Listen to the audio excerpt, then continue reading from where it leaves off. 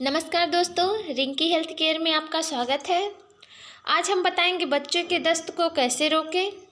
उससे पहले अगर आपने हमारे चैनल को अभी तक सब्सक्राइब नहीं किया हो तो प्लीज़ सब्सक्राइब कीजिए और ज़्यादा से ज़्यादा लोगों को शेयर कीजिए और लाइक ज़रूर करिए कि हमारा अगला वीडियो का लाभ आप उठा सकें। चलो फिर शुरू करते हैं। जो कि आप देख सकते हैं O2 और न्यूट्रोलिन बी सिरप्स आपके सामने हैं, जिसमें एक एंटीबायोटिक है और एक एंटीबायोटिक नहीं है। दोस्तों, न्यूट्रोलिन एक एंटीबायोटिक दवा है और O2 एक एंटीबायोटिक दवा नहीं है। दोस्तों, अगर जो आपके बच्चों को दस्त नहीं रुक रहा है तो दोस्तों आप इन दोनों दवा का यूज कर सकते हैं और दस्त को रोक सकते हैं। दोस्तों, आप देख सकते हैं ये कौन कौन से फार्मूले से मिलकर बना है, जिसमें है ofloxacin and metronidazole oral suspension O2 जो मैंगो फ्लेवर का बना हुआ है।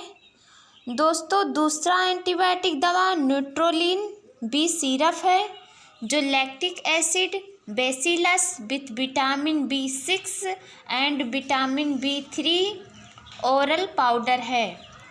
इन फार्मूलों से मिलकर ये बना है। दोस्तों, ठंडक का मौसम चल रहा है, बच्चों को बहुत जल्द ठंडक लग जाती है और ठंडक लगने की वजह से दस्त भी शुरू हो जाता है। तो दोस्तों आप इस दवा का यूज कर सकते हैं। दोस्तों, ये बहुत अच्छा दवा साबित हो सकता है, बेस्ट दवा साबित हो सकता है।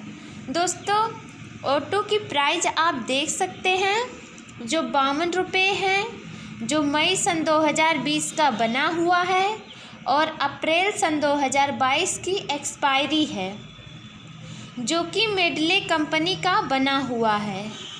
और न्यूट्रोलिन बी सिरप की प्राइस है 48 रुपये, जो कि दोनों बॉटल ही 60 ml का होता है, जो फरवरी सन 2020 का बना हुआ है और 24 मंथ के बाद ही ये एक्सपायर होगा। दोस्तों, आप अपने बच्चों के दस्त को लेकर अगर परेशान हैं तो उसे ये रोक सकता है।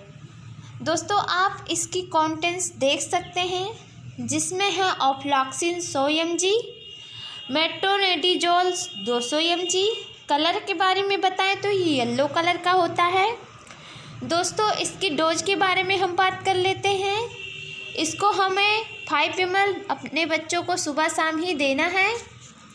दोस्तों, और जो एंटीबायोटिक दवा है उसके बारे में हम आपको बता दें, जिसमें है एनर्जी 394 किलो कैलोरी और कार्बोहाइड्रेट 97.02 ग्राम, फैट है इसमें 0.016 ग्राम, प्रोटीन है 1.50 ग्राम, शुगर है 86.12 ग्राम। दोस्तों, इसको भी सुबह शाम हमें 5 ml अपने बच्चों को देना है, जो आप 1 ईयर वाले बच्चों को दे सकते हैं। अगर जो आपका बच्चा 1 ईयर के नीचे है तो उसे आप डॉक्टर से सलाह लेकर अपने बच्चों को पिला सकते हैं। अगर आपको हमारा वीडियो अच्छा लगा हो तो प्लीज़ लाइक कीजिए, ज़्यादा से ज़्यादा लोगों को शेयर कीजिए।